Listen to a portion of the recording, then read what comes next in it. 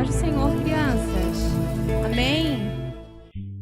Quero cumprimentar todos os irmãos, todos os telespectadores, com a doce e gloriosa paz do nosso Senhor e Salvador Jesus Cristo. Amém? Nós vamos ler uma palavra bem conhecida. Quem trouxe Bíblia? Todas as crianças trouxeram Bíblia? É uma palavra bem conhecida. Quem não trouxe, o papai trouxe, a mamãe trouxe. E nós vamos ler essa palavra e ver o que o Senhor tem para nós. Amém? 1 Samuel, capítulo 1 e versículo 9.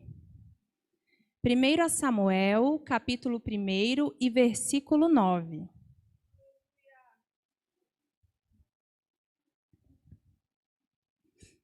Amém?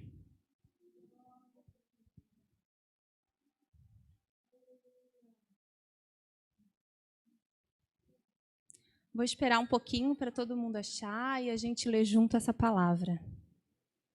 Aleluia. Nos diz assim: Então Ana se levantou depois que comeram e beberam em Siló, e Eli, o sacerdote, estava sentado numa cadeira junto a um pilar do templo do Senhor. Ela, pois, com amargura de alma, orou ao Senhor e chorou abundantemente.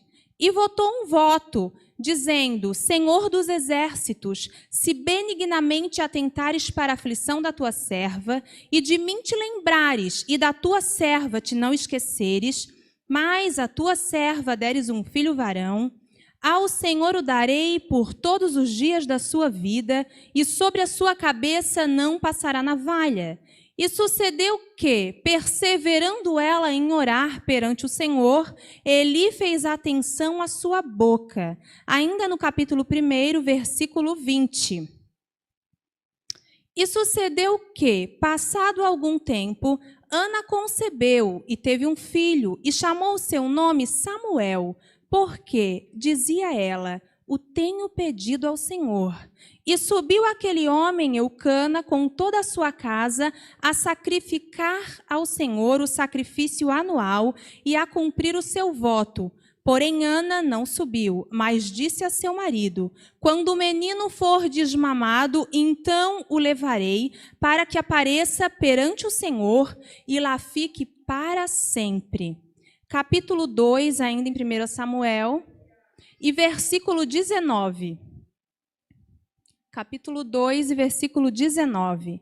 E sua mãe lhe fazia uma túnica pequena e, de ano em ano, lhe a trazia quando seu marido subia a sacrificar o sacrifício anual. Pode sentar, irmãos.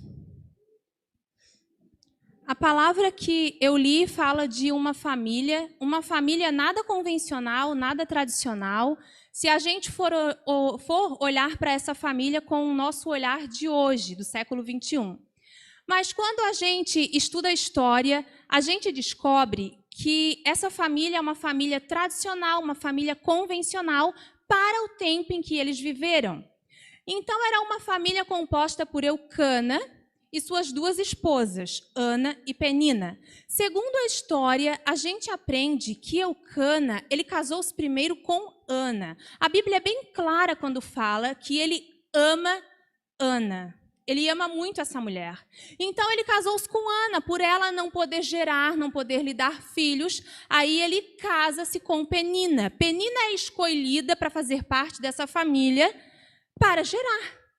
E ela cumpre o papel pelo qual ela foi designada para ser introduzida naquela família. Ela gera.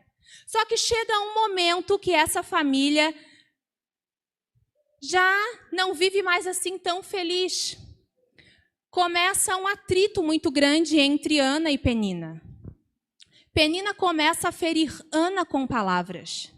E Ana começa a se amargurar com essa situação. A gente olha para essa família tentando olhar com o entendimento daquele tempo, a cultura daquele tempo, e a gente vê uma família normal, tranquila, mas com um problema interno que ninguém via. Eu imagino essa família sentada nos almoços de domingo, nas reuniões familiares. Imaginem, As duas esposas desse homem não se davam bem. Imagina como eram as reuniões familiares dessa família. Imagina como eles conviviam, eles tinham um problema interno. As pessoas olhavam e estava tudo certo, estava tudo bem. Uma família tradicionalmente normal. Porém, existia um problema interno que ninguém via. Mas ele existia, ele estava lá. Só que outro ponto que me chama a atenção é na vida de Eucana. Porque a Bíblia vai nos dizer que Eucana, ele sobe a Siló para oferecer o sacrifício anual. Interessante, né? Ele poderia ter olhado para as duas mulheres dele e ter dito: vocês vão ficar aqui porque vocês duas são duas loucas que vivem brigando, vivem em pé de guerra. Vocês ficam aqui, eu vou subir sozinho para Siló. Mas o que ele fez? Ele levou todo mundo, ninguém vai ficar. A minha casa está uma desgraça, mas vamos todo mundo para a igreja. O meu casamento está por um fio, mas nós vamos para a igreja. Os meus filhos estão só pela misericórdia, mas nós vamos para a igreja. A minha saúde não está bem, mas nós vamos para a igreja. Ele não deixou ninguém. Ele poderia ter dito para a Penina: tu fica, Penina, porque tu é uma doida, tu vive afrontando a Ana. Mas o que ele fez? Vai todo mundo. Parece que eu vejo Eucana subindo a Siló, Ana de um lado, Penina do outro, os filhos de Eucana com Penina atrás, e Eucana arrastando essas duas mulheres para Siló, para o templo, empurrando. Será que ele imaginou que seria o último ano que ele arrastaria uma mulher depressiva e a outra totalmente na carne? Será que ele imaginou que era o último ano que ele subiria empurrando, arrastando, carregando essa família? Será que ele imaginou? Mas eu vou te dizer, era o último ano que ele iria conviver com uma mulher depressiva. Era o último ano que ele conviveria com uma família em guerra, com uma situação que a gente olha e a gente pensa que não é uma situação difícil, mas é uma situação terrível. Imagina uma família que não pode ter momentos de paz no lar, porque as duas mulheres que precisam conviver diariamente não se dão bem. Mas lá está aquele homem. E como o costume da época acontecia, eles levavam um cordeiro para sacrificar no sacrifício anual. E na liturgia de culto acontecia o seguinte: o ofertante levava o cordeiro e entregava ao sacerdote. Neste ponto da história, o sacerdote Eli. E lá ele entregava o cordeiro. O sacerdote pegava o cordeiro, colocava fogo e começava a queimar aquela oferta.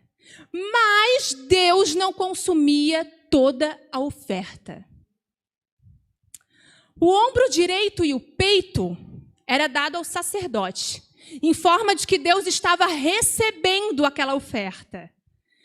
E o resto que sobrava da oferta, Deus devolvia ao ofertante. De repente você não entendeu? Eu vou explicar. Sabe o que acontecia? Deus estava dizendo assim para o ofertante: uma parte do culto eu te devolvo. Sabe o que Deus está dizendo para ti? Algo espiritual acontece quando tu decide cultuar. Mas a medida que tu entrega é a medida que tu recebe. A medida que tu dá é a medida que é te devolvida. A gente quer trazer o pior carneiro, o pior cordeiro, aquele que ninguém dá nada. A gente quer trazer o cego, o surdo, aquele que não vale um tostão, e ofertar a Deus e sair daqui com carne para comer a semana inteira com a família. Deus estava dizendo assim: a medida que tu dá é a medida que tu recebe. Culto gera alguma coisa. Culto não termina em culto. Culto gera resposta. Culto gera esperança. Culto gera vitória. Tá entendendo, criança que tá aqui, me ouve? Quando o papai e a mamãe dizer vamos no culto, não pense que tu vai para uma reunião familiar. Não pense que tu vai para o shopping, para o supermercado. Aqui acontece algo espiritual, mas depende daquilo que tu decide trazer para o culto. O que tu trouxe para o culto? O que tu decidiu ofertar no culto? De que adianta eu dar aquilo que ninguém dá nada? Porque eu vou dizer, eu vou levar para Deus, é isso aqui mesmo? Ninguém dá nada por isso? Não. Ei, sabe por quê que aí eu entendo uma coisa? 20 pessoas num culto, o mesmo pregador, a mesma pessoa dirigiu, é o mesmo pastor, é o mesmo líder. 10 recebem alguma coisa e 10 saem reclamando: o culto foi xoxo, nada aconteceu. Olha só, estava só pela misericórdia. quer trazer cordeiro seco e para casa com resposta gorda? Imaginem se Eucana levasse o mais magrinho, aquele pequenininho que ninguém dava nada, o raquítico. O peito e o ombro ficaria para o sacerdote e para ele restaria ossos para comer durante aquele dia com a família. Mas se ele levasse o gordinho, a resposta era gordinha, tá entendendo? É aí que eu entendo uma coisa, a gente sai de casa com um problema enorme, gigante. A gente vem para o culto, o problema é resolvido quando a gente volta? Não, muitas vezes o problema continua sendo o mesmo, mas a forma que tu olha para o problema mudou, porque algo acontece neste lugar. Ai, cleroxemehei. A gente sai com uma dor e quando a gente volta para casa, a gente nem lembra da dor, porque algo acontece aqui, porque algo acontece quando nós decidimos cultuar, porque algo acontece quando eu, com a minha família, preparo um cordeiro melhor, o melhor que eu tenho na minha casa e decido entregar para Deus. Enquanto acontece a liturgia de culto, sacerdote está lá, a família de Eucana no templo. Enquanto isso, a Ana está lá orando e pedindo a Deus aquilo que ela veio buscar. Tá vendo? Enquanto o chefe daquela família, o líder daquela casa, aquele que Deus constituiu como cabeça do lar, decide tomar uma atitude para não ver o lar dele destruído, algo acontece, a Ana vai orar. Algo acontece, a Ana lembra, eu posso pedir para Deus, tá entendendo? Ele poderia ter voltado para casa com uma mulher depressiva, ele poderia ter voltado para casa com a outra na carne e com o mesmo problema. Mas como ele tomou uma atitude pela família dele, decidiu subir a Siló e levar um culto a Deus em Siló, mesmo tudo estando uma desgraça na casa dele, algo aconteceu, a Ana lembrou, eu vou pedir para Deus, ele pode me atender. E a Ana começa a orar, e existe algo espiritual que acontece na oração de Ana. Porque enquanto ela pede um filho para Deus, para provar para Penina que ela pode ser mãe, Deus está impossibilitado de respondê-la. A Bíblia mesmo fala isso. Pedi não recebeis porque pedi mal. Nós temos que pedir segundo a vontade de Deus. Aí quando Ana ultrapassa as barreiras que existem no mundo espiritual e pede um filho, e ela fala o seguinte, ela vota um voto, se tu me deres um filho e este for varão, eu lhe entregarei todos os dias da sua vida. Aí Ana entendeu tudo. Aí Ana entendeu que Deus podia responder ela, não era só mais uma vontade natural. Ouçam-me aqui. Deus nunca vai nos dar algo para massagear o nosso ego. Para nós queremos mostrar que somos melhores do que alguém. Quando Ana ligou uma vontade natural que ela tinha ao reino, porque Deus sempre está preocupado com o reino. É o estabelecimento do reino dele que ele se preocupa. Aí quando Ana ligou, agora eu quero ter um filho, eu só quero ter o prazer de gerar essa criança, de dar à luz, mas eu vou te devolver, ele é teu. Quando Ana faz isso, aí parece que eu vejo Deus olhando do céu e dizendo, agora Ana, agora eu posso te responder. Agora eu vou te dar um filho, porque agora tu entendeu tudo. E aí o que a Bíblia vai dizer?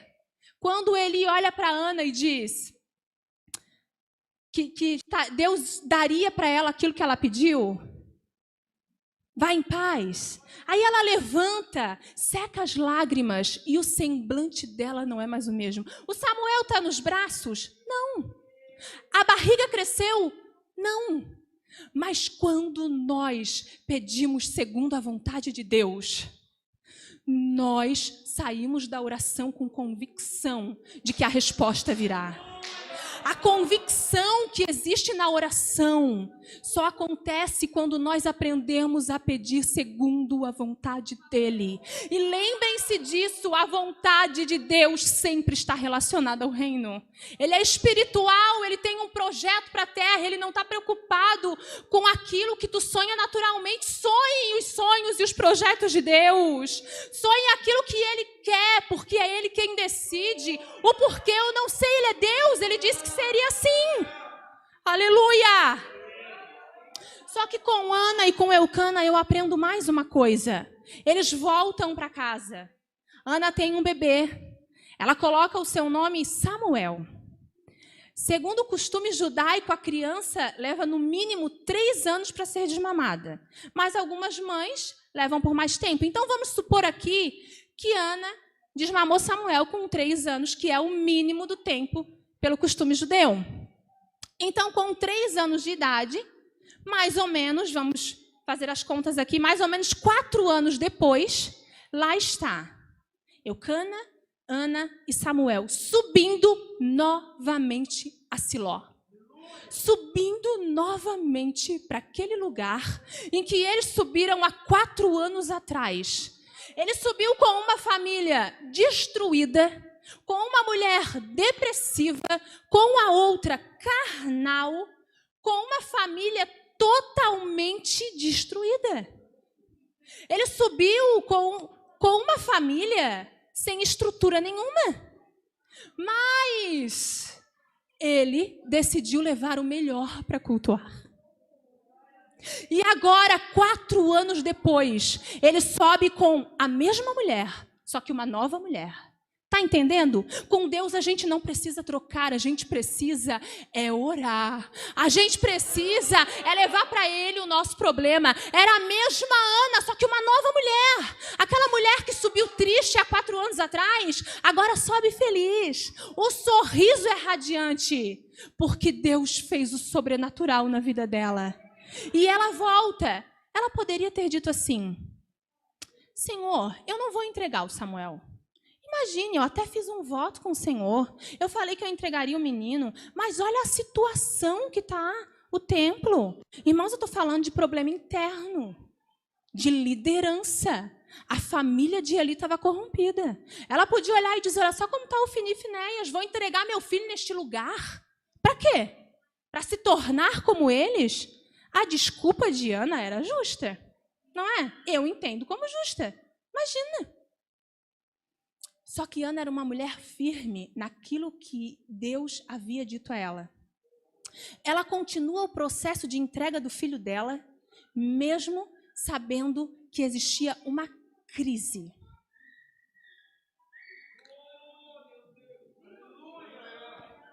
Sabe o que eu aprendo aqui?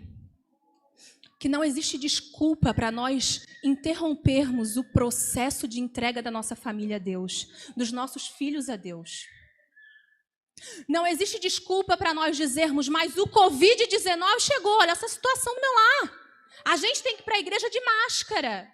Olha só, meu marido perdeu o serviço. As situações estão muito difíceis. Não existe desculpa para interromper o processo de entrega. Não existe desculpa para te dizer que você interrompeu o agir de Deus no projeto. Não existe desculpa, porque naquele dia, eu estou conjecturando para que você entenda, meu irmão. Porque naquele dia, Deus vai pegar a Ana e vai dizer: quer problema maior que o de Ana? O teu problema era externo, porque lá no templo eles continuavam crentes. O problema de Ana era interno, e mesmo assim ela entregou. E mesmo assim ela não interrompeu o processo. Sabe o que Ana fez? Ana pediu uma estratégia para continuar o processo de entrega do filho dela. E é isso que Deus fala conosco esta noite. Estratégia para não perder os nossos filhos, a nossa família em meio à guerra. A solução não é parar de vir na igreja porque a pandemia sanitária chegou no Brasil. A solução não é largar os pontos porque uma crise econômica está iniciando.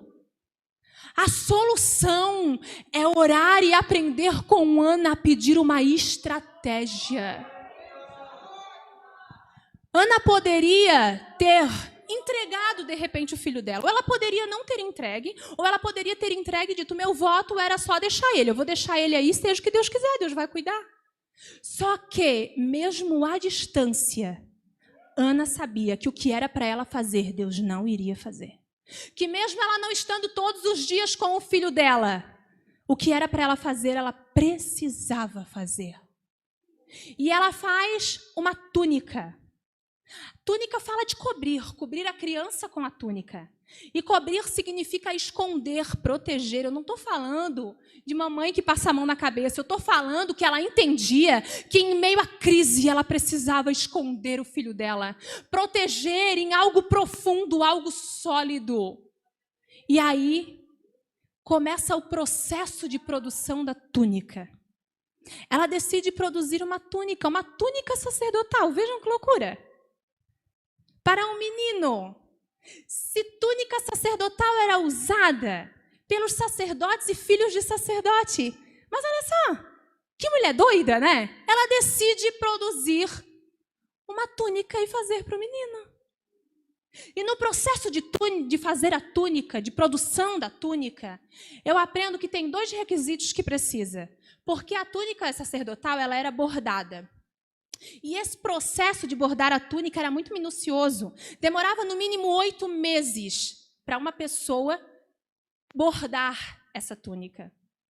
Aí Deus está falando conosco esta noite. Tempo. Ela precisou investir tempo. E você pode me dizer que frase clichê, né, irmã Fabiana? Falar de tempo. Todo mundo fala de tempo, mas Deus está falando. Estratégia em meio à guerra. Tempo. Tire um tempo. Tem um grande escritor que diz, tire tempo hoje para não perder tempo amanhã. Tempo. No mínimo 8 meses levava para fazer uma túnica sacerdotal, mas lá estava Ana, produzindo a túnica sacerdotal. Tire um tempo, prepare um tempo, mas faça alguma coisa.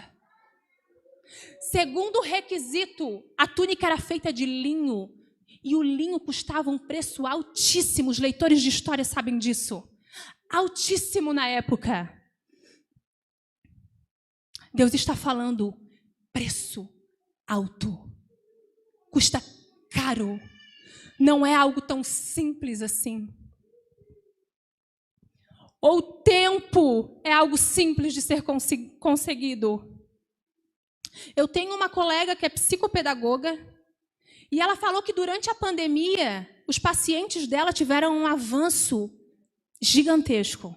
E aí ela foi ver o porquê desse avanço, né? O que aconteceu, meu Deus? A ciência está aqui, nós estamos trabalhando nessa criança, de repente, em 20 dias, a criança tem um avanço extraordinário.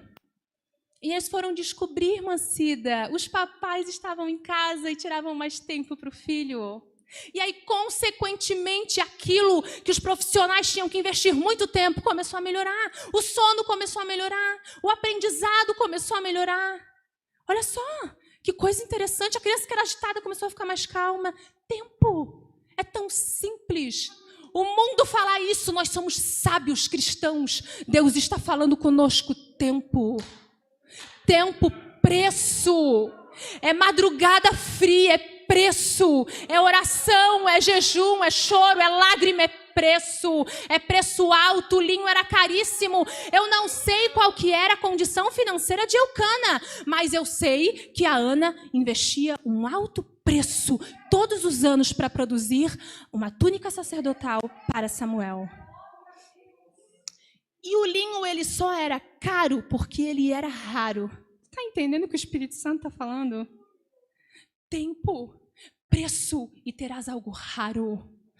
Tempo, preço alto, caro e gerarás algo raro.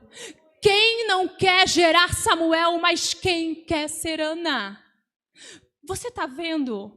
Eu falo isso com tremor e temor, porque eu falo diante de pessoas que eu sento para ouvir com muito prazer. Eu estou tremendo de falar isso, mas aprove Deus que eu estivesse aqui, então eu estou vos falando. Papais, aprendam com Eucana, não digam assim: o meu filho é uma desgraça, então ele vai ficar em casa, eu vou para a igreja, traz todo mundo, vem para cá, porque é aqui que algo vai acontecer. Enquanto tu traz a tua família, que tu acha que tá ruim, para este lugar, tu traz uma oferta, a melhor que tu tem oferta, a tua mulher tem um encontro com Deus, os teus filhos serão Samuéis. Deus está falando conosco. De repente você está em casa, não sei o que você está fazendo, sentado no sofá, eu não sei, mas eu sei de uma coisa: Deus está falando contigo também, porque este meio de comunicação está entrando no teu lar e Deus está falando. Tem pessoas que não podem estar aqui, mas estão no seu lar oferecendo seu culto, e o que importa é o Cordeiro. O que importa é o Cordeiro, é não ser o pior, é ser o melhor. É não ser o magrinho, é ser o gordinho. É o melhor. Se tu só tem o magro, Deus recebe o magro e faz um milagre, ele fica gordo. Mas se nós temos o gordo e escondemos ele e queremos vir para cá, ofertar aquilo que ninguém dá nada, é aquela oferta que não é de coração, é aquele sentimento que não vem de Deus, sabe? Que a gente pensa que a pessoa se arrependeu, mas está ali, não se arrependeu. Deus está falando conosco: traga o teu melhor, traga o teu melhor. A tua mulher está ruim, traz o teu melhor. O teu marido está ruim, traz o teu melhor. Os teus filhos estão ruins, traz o teu melhor, porque algo acontece neste lugar. E como Deus é maravilhoso, muitos não podem estar aqui, mas estão no seu lar com o seu melhor ofertando a Deus, e algo espiritual acontece. E algo acontece no mundo espiritual quando nós decidimos entregar o nosso melhor. Quando um chefe de família decide lutar pela sua casa, pela sua família, pelos seus. Quando uma mulher entende isso e se lança aos pés de Cristo, rompe barreiras no mundo espiritual, algo acontece. O Samuel nasce, o Samuel chega, e o Samuel, ele traz honra, ele traz alegria, ele traz paz. O Samuel,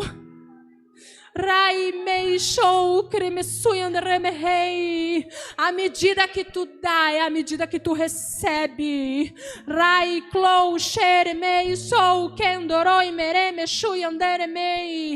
Túnica era só para filho de sacerdote e sacerdote. Lembra de José? Túnica era só para o filho escolhido. Ela decidiu acreditar que o filho dela era escolhido. Mamães que me ouvem aqui, sabe o que a túnica fazia por Ana? Onde Ana não podia chegar, a túnica chegava. Não tinha WhatsApp para ela ligar e dizer: tu vai ser sacerdote, mas a túnica estava lá. Todos os dias de manhã ele acordava, pegava a túnica: eu vou ser sacerdote. Parece que ele ouvia a voz de Ana dizendo: eu vou ser sacerdote. A minha mãe não está aqui, mas ela está dizendo: vou ser sacerdote. Abençoando o filho dela. Onde ela não poderia tocar, a túnica tocava. O abraço que ela não podia dar, a túnica estava lá para dizer que ela se preocupa com ele, que ela ama ele, que ela cuida dele. Onde nós não podemos chegar, o que nós não podemos fazer, a túnica vai fazer. Tu tá entendendo? Onde a tua mão não toca, a túnica chega. Por isso, ouça a voz do Espírito de Deus.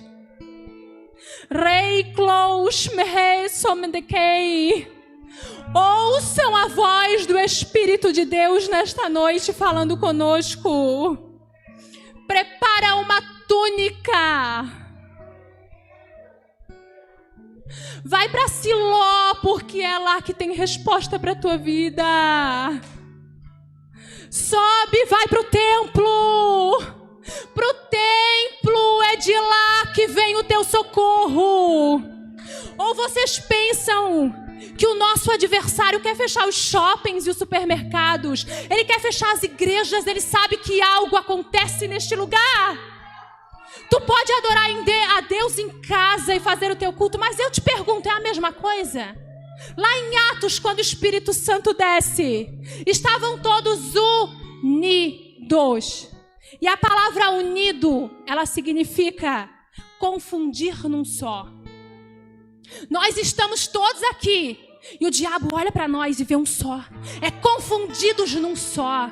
Nós nos grudamos um no outro. Eu tenho um propósito, a irmã Ana tem um, mas chega aqui. Eu me uno com o propósito da irmã Ana e algo acontece no mundo espiritual. Eu me uno à irmã Daiane e algo acontece. A minha família tem um problema, mas quando eu chego aqui, eu olho para a família da irmã Thaisa e eu digo, eu nem lembro mais da minha. Eu quero que a irmã Thaisa saia daqui com a vitória. Sabe o que é isso? É unidos. Lá em Atos dos Apóstolos aconteceu isso.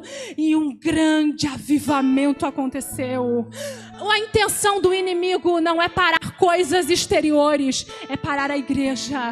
É fechar a porta do templo. Porque ele sabe que algo espiritual acontece neste lugar. Ou você pensa que você está em pé e que a tua família está aqui por mérito teu. Porque tu és super-homem ou super-heroína. Não, é porque algo acontece no mundo espiritual, irmão Mary. Por isso tu estás aqui. Porque algo acontece.